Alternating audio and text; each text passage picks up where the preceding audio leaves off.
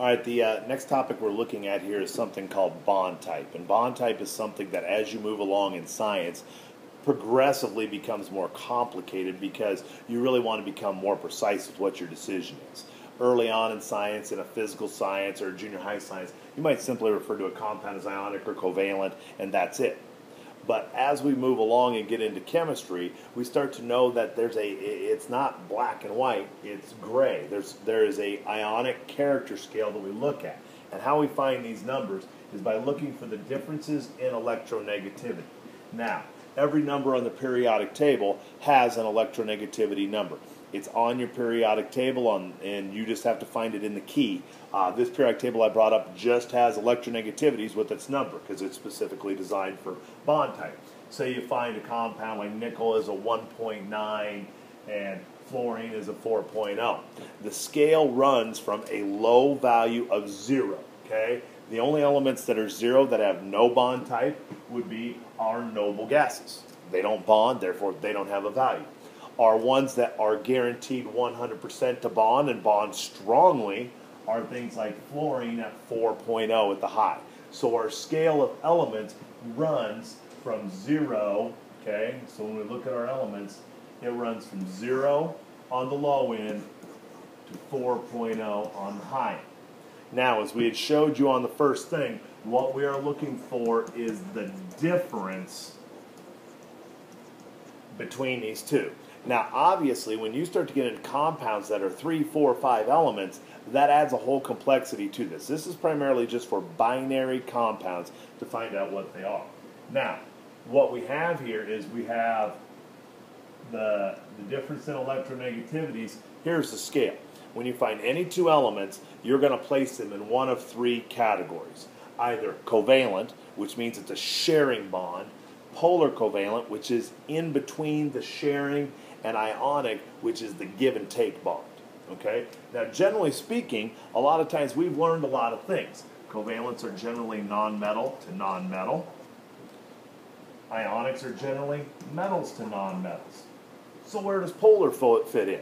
Well, not all of these fit into these categories. This comes into our shades of gray. It's not black and it's not white. There's a whole long line that you can fall into.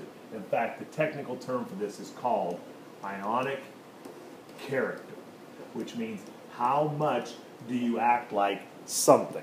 Character, okay? So, do you act like a complete ionic bond and you are a 3.3? Or do you kind of act like an ionic bond and you're a 1.7?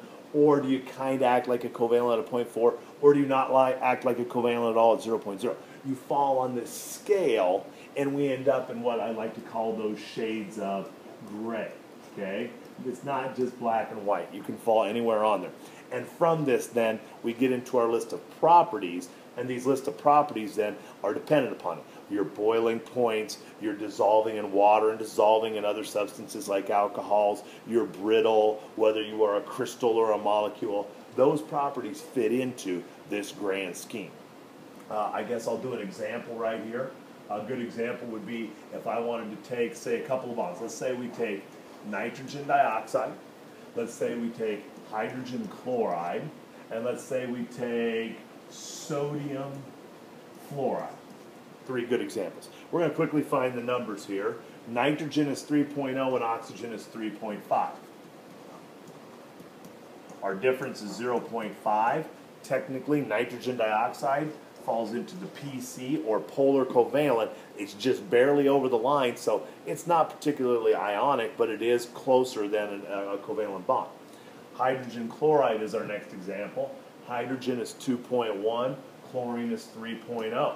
Okay, 2.1, 3.0. Well, now we're at 0.9. Now we're starting to get into the middle of that chart. This is definitely a strong polar covalent right in the middle. As we go to sodium fluoride, sodium is 0.9 and fluorine is 4.0.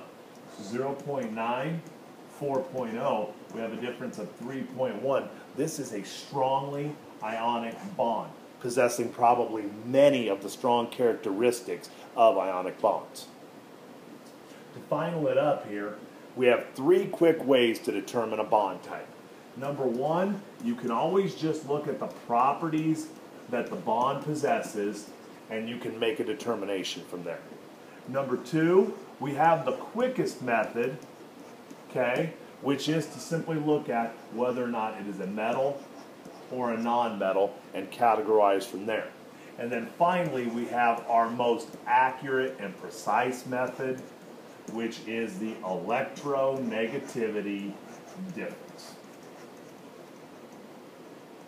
All three of these are good. Some are quicker, some are faster, some are more accurate, but all of them can be utilized. And what we find out is as we go down the list, this truly is what makes a bond know the exact properties that it will have.